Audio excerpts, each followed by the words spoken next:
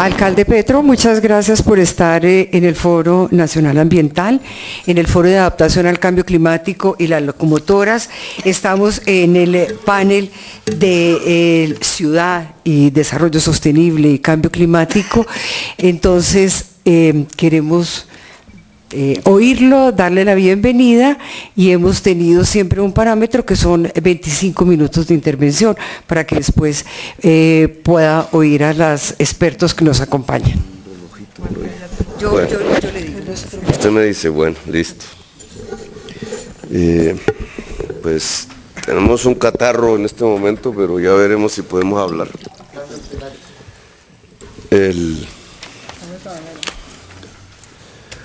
Nosotros partimos de una definición mirando la situación de la ciudad de Bogotá,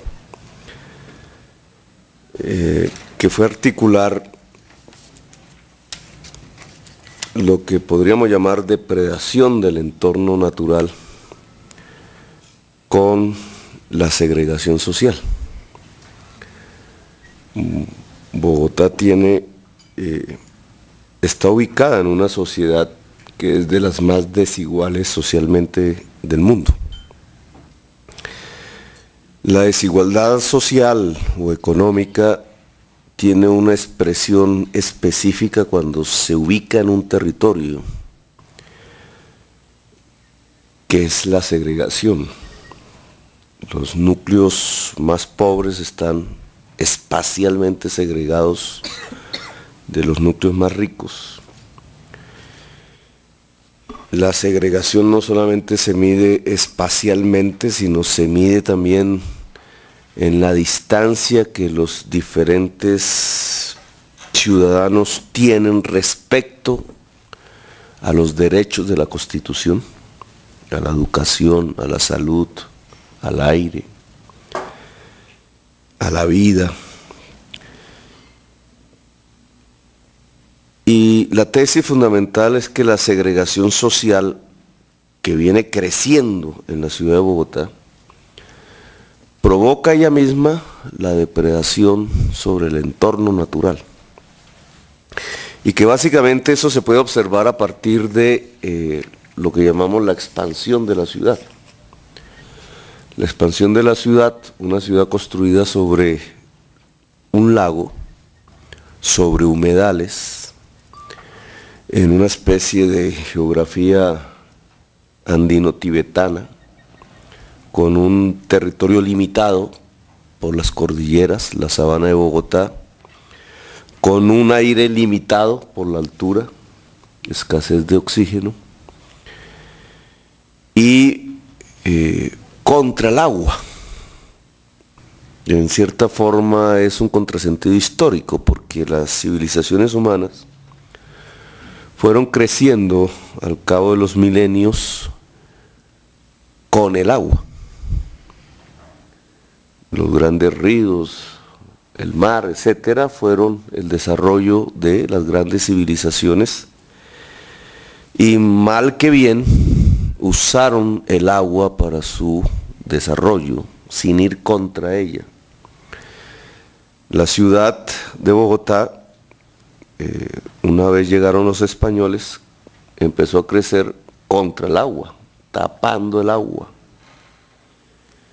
Situada encima de un lago como México, pues no tenía otra forma de expandirse que destruyendo el agua. Y durante décadas ese fue el fenómeno del crecimiento de la ciudad de Bogotá, ir contra el agua. Pero una expansión que a su vez es segregada socialmente.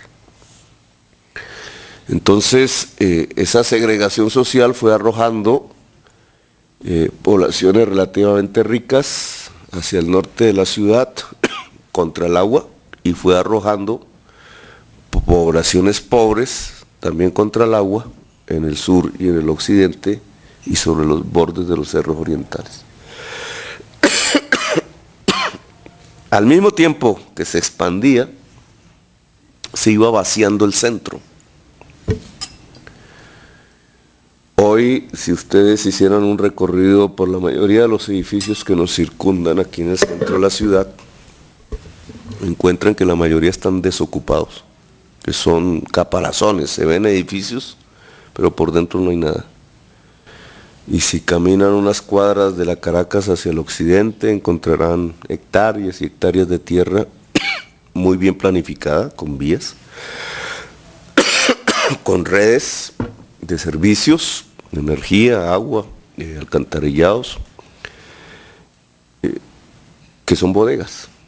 Por la noche nadie vive allí, son desiertos dentro de la ciudad. El centro es un desierto relativo porque se ocupa finalmente por mafias o por la misma marginalidad de la ciudad que encuentra en la noche en el centro un espacio. Mientras tanto, realmente la población es fluyendo hacia los bordes, depredando, tanto ricos como pobres. Una ciudad así, en mi opinión, es insostenible ambientalmente. Crecimiento poblacional, cualquiera que proyectemos hacia adelante, en un territorio limitado, con un aire limitado que contaminamos, y contra el agua creo que no se puede sostener productivamente. En el centro del país, lejos de cualquier río navegable, y a 2.600 metros de altura. Esta circunstancia le dio unas características económicas a la ciudad, pero no voy a pasar por allí, sino más bien qué pensamos hacer, si esta es la realidad de la ciudad. Lo que propusimos fue adaptar la ciudad al cambio climático. El cambio climático en esta región del país se vive como grandes picos de oleadas invernales cada vez más poderosas, que lo que provocan es una especie de reacción del agua a la inversa de la historia. Si la ciudad empezó a construirse contra el agua, la tapó, la sepultó, la pavimentó, todas sus quebradas, dejó el río final de la cuenca hidrográfica como uno de los ríos más contaminados del mundo, tapó humedales. Habían decenas de miles de hectáreas, hoy hay 800 hectáreas, creo que es la cifra total, es lo que queda. El humedal es como un arrecife, no es simplemente agua. Aquí se creyó que el humedal era una especie de charco. El humedal es un arrecife, es un generador de vida en sí mismo, pero no nos quedan sino 800 hectáreas, exactamente. Lo que dijimos es cómo se adapta. Bueno, el cambio climático en sus picos invernales ahora devuelve el agua. Es decir, lo que estamos viviendo es que el agua recupera su espacio. Eso es lo que estamos viviendo. Pero al recuperar su espacio, entonces, en una ciudad como esta, que es densamente poblada, igual que París, el agua provoca 50.000, 100.000 damnificados fácilmente en una sola noche. Si una oleada invernal tiene un pico superior al del año pasado, podría perfectamente poner a la ciudad a pensar si tiene que inundar su aeropuerto, que es su única forma de conexión con el mundo física, o inundar los barrios populares aledaños, donde perfectamente podríamos llegar a 1.000.000 de damnificados que tendríamos que evacuar. ¿A dónde? Digamos, una situación de catástrofe real, que cualquier pico invernal superior a los que hemos vivido podría traernos, sin pensar en lo que sucede en los bordes de las montañas, que todavía tienen mayor riesgo por los deslizamientos, porque las quebradas se taparon. Los deslizamientos aquí no solamente provocarían damnificados, sino literalmente muertos. No se ha examinado en la ciudad el otro pico climático, que no es el invierno, sino la sequía. Y que algunos estudiosos dictaminan, porque esto es una especie de taza rodeada de montañas, realmente no es una sabana, es una meseta, ¿cierto? Un altiplano es el nombre exacto geográficamente. Pues las nubes no pasan, las cordilleras, y es un área que quedaría sin agua, lluvia, mucho más intensamente que cualquier otra área del país, excepto La Guajira. Es decir, La Guajira y la sabana de Bogotá serían las dos áreas más afectadas por picos de sequía. Adaptar entonces la ciudad de Bogotá a esta nueva realidad es el reto. Pues la ciudad de Bogotá, aunque pueda hacer un esfuerzo, realmente no es responsable del cambio climático. Las cosas que podamos hacer aquí no van a ayudar en mucho a detener el calentamiento global. Pero la primera responsabilidad de una administración es adaptar la ciudad. ¿Qué hemos pensado al respecto? Dejar de expandirla. Este ya es un debate político. Dejar de expandirla significa ir contra un interés concreto de tipo económico, que es la de las personas poseedores de tierra en el borde, que perderían rentas sustanciales si la ciudad no se expande urbanísticamente por ahí. Crecimientos de rentas de la tierra que dejarían de producirse si se para la expansión urbanística.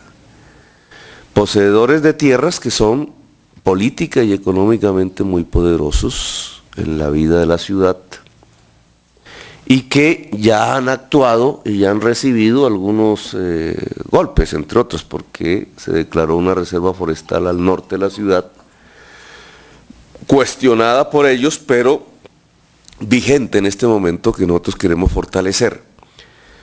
La presión por expandir tiene, digamos, un peso político de enorme tamaño, y la necesidad de revitalizar el centro ampliado, que es la alternativa,